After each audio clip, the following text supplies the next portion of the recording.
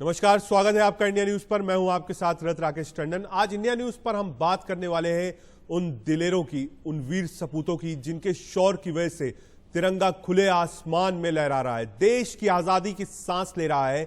India news के strategic affairs editor Ashish Singh आपके लिए, हमारे दर्शकों के लिए दुनिया के सबसे ऊंचे और खतरनाक जंगी मैदान यानी भारत चीन सीमा पर गए।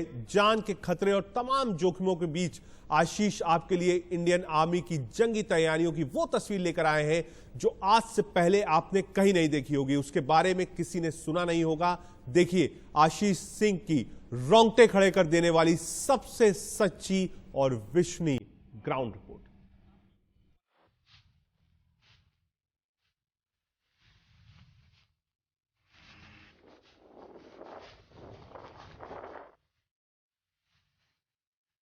हम इस समय हैं ले एयरबेस पर। दर्जनों भर इस तरह के जो कॉन्वॉयज हैं वो लगातार जाते रहते हैं।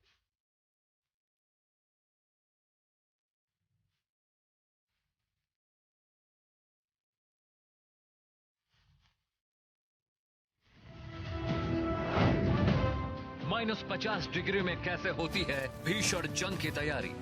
अगले 6 महीने काफी कड़ाके की ठंड होने वाली है और माइनस में टेम्परेचर चला जाएगा।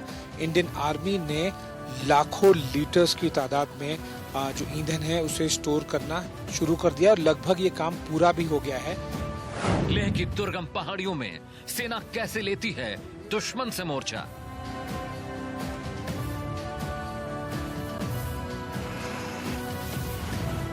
इंडिया न्यूज दावा नहीं करता, ग्राउंड रिपोर्ट दिखाता है। पेट्रोलियम डिपो से आगे फॉरवर्ड एरियाज पे लाखों लीटर्स ईंधन को पहुंचाया जा रहा है। किसी भी समय अगर जंग भी छिड़ जाए तो कमी ना हो। सेना के शौर्य और पराक्रम की सबसे दिलेर तस्वीर।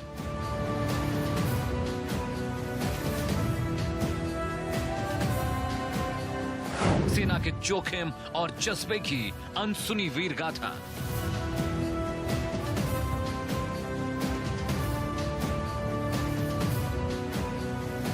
चीन और पाक को हिला देने वाली ग्राउंड रिपोर्ट।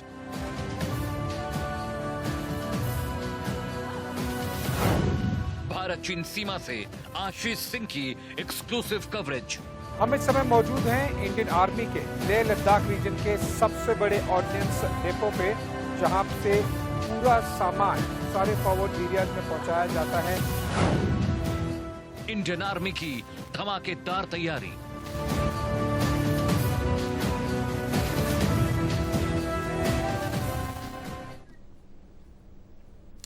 सेना का जीवन तमाम चुनौतियों और जोखिमों से भरा हुआ होता है, लेकिन अब आपको जंग एक ऐसे इलाके में लड़नी है जहां ना तो ऑक्सीजन है और ना ही पीने का पानी है, तो हालात बेहद खतरनाक हो जाते हैं। दुनिया के सबसे ऊंचे जंगी मैदानों में शुमार लेह में हर पल हालात बदलते रहते हैं और कोरोना के आने से सेना की मुश्किलें और बढ़ गई हैं। लेह में सेना का मॉडर्न ट्रांजिट कैंप है जहां देश भर से आए जवानों को पहुंचाया जाता है और वहां से फॉरवर्ड बेस की तरफ ले जाया जाता है। देखिए इंडिया न्यूज की ये स्पेशल रिपोर्ट जो बताएगी कैसे फॉरवर्ड बेसिस तक तैयारी है।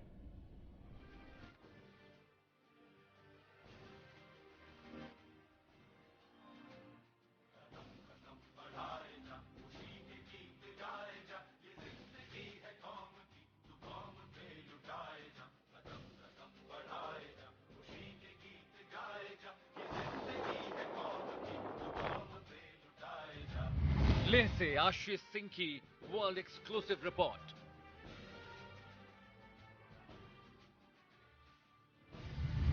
पहली बार देखिए मॉडर्न ट्रांजिट फैसिलिटी की तस्वीरें।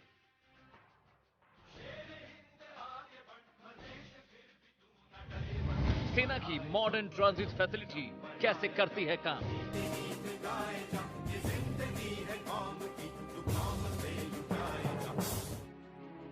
अपनी टीवी स्क्रीन पर इस वक्त आप जो तस्वीरें देख रहे हैं वो सेना के मॉडर्न ट्रांजिट फैसिलिटी की हैं। 11,000 फीट की ऊंचाई पर बने इस ट्रांजिट कैंप से सेना जंग की अहम तैयारियों को अंजाम देती है।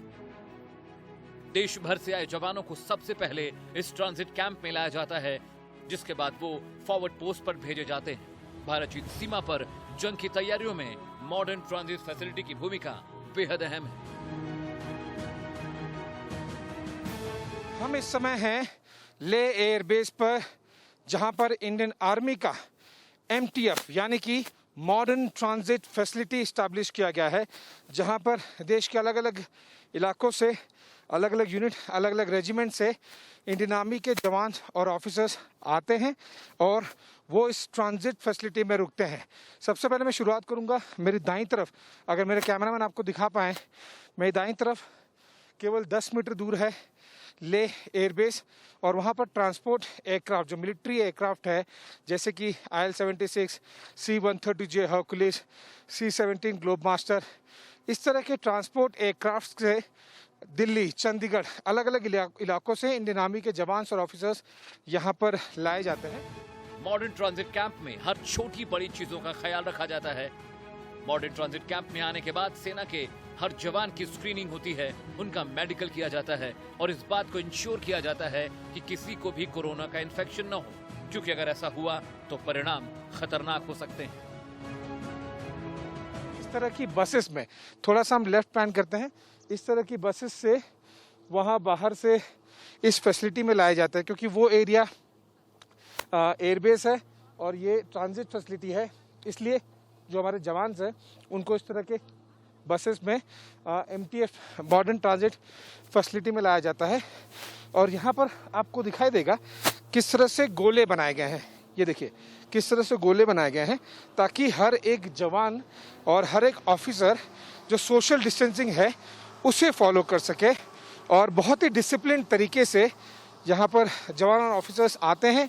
एक एक करके आपको दिखाई देगा किस तरह से उनका बेसिक स्क्रीनिंग, जिसे कहते हैं कोरोना वायरस के लिए, कोविड-19 के लिए, वो किया जा रहा है। बेसिक स्क्रीनिंग यानी टेम्परेचर चेक करना, और फिर उसके बाद में वो एक एक करके आपको पीछे कई जवान बैठे हुए दिखाई देंगे कुर्सियों पर, वो बैठे हुए हैं, उनमें भी आपको सोशल डिस्टेंसिंग बहुत बेहतरीन तरीके से, बहुत ही डिसिप्लिन तरीके से दिखाई देगी। वो देखिए कई जो कतारें हैं जवानों की, वो वहाँ पर वो लगाई गई है, वहाँ पर बैठे हुए हैं। भारत चीन सीमा पर पोस्टिंग होने के बाद हर जवान बाकी दुनिया से कट जाता है, लेकिन भारतीय सेना इस बात का ख्याल रखती है कि हर सैनिक लगातार अपने परिवार के संपर्क में रहे। ये डिपो लद्दाख क्षेत्र का सबसे बड़ा ऑर्डिनेंस डिपो है। हम यहाँ पर विभिन्न प्रकार के special clothing, tentages, mountaineering equipment, engines, सुरक्षा उपकरण इत्यादि इशू करते हैं। जैसा आपने देखा कि हर प्रकार के टेंट में विभिन्न प्रकार के हीटिंग डिवाइसेस भी शामिल है, ताकि हमारे जवान सर्दी का बखूबी सामना कर सकें। इसके अलावा टेंटेजेस, बुखारी और कैरो हीटर जरूरी मात्रा में इशू किए जा चुके हैं। यहाँ पर state of the art special clothing और माउंटेनियरिंग इक्विपमेंट डिस्प्ले किया गया है, जो कि हर एक जवान को इशू किया जाए। 11,000 फीट की ऊंचाई पर मैगी और चाय तक का मिल जाना किसी जीवन दान से कम नहीं। मॉडर्न ट्रांजिट फैसिलिटी को कोरोना से बचाने के लिए सिर्फ जवानों की स्क्रीनिंग और सैनिटाइजेशन नहीं होता, बल्कि कैंप में आए हर एक सामान की बाकायदा स्क्रीनिंग की जाती है और उन्हें भी सैनिटाइज किया जाता है। धीरे धीरे इंडियन आर्मी बहुत सारे हजारों की तादाद में ट्रुप्स को ले लाके ले से फिर आगे फॉरवर्ड बेसिस पे तैनात कर चुके हैं, चाहे वो पैंगोंग हो, गैल्बन हो, चुशूल हो, बाल्दो हो, या फिर LAC का पूरा इलाका, जिससे कि धीरे धीरे करके पूरे LAC पर इंडियन आर्मी के अफसर और जवान अलग अलग यूनिट्स में और पोस्ट में तैनात हो जाए और दोनों चीज़ें एक साथ में हो जाए।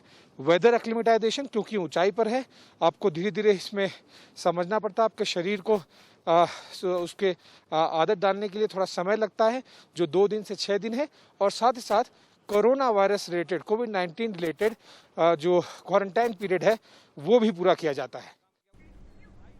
युद्ध के लिए फाइटर प्लेन, तोप, टैंक, गोला बारूद जो चाहिए सब तैयार है।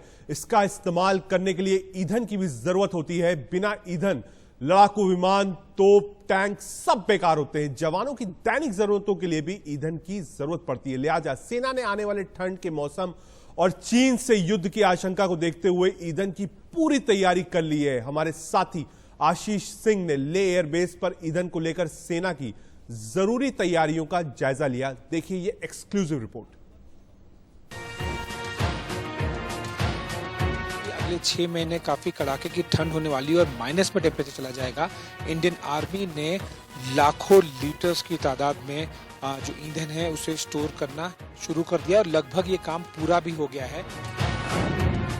11,000 फीट पर फ्यूल की भूमिका बेहद अहम।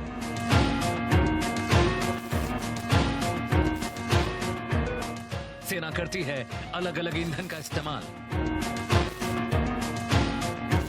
एटीएफ से लेकर केरोसिन तक लाखों गैलन का स्टॉक।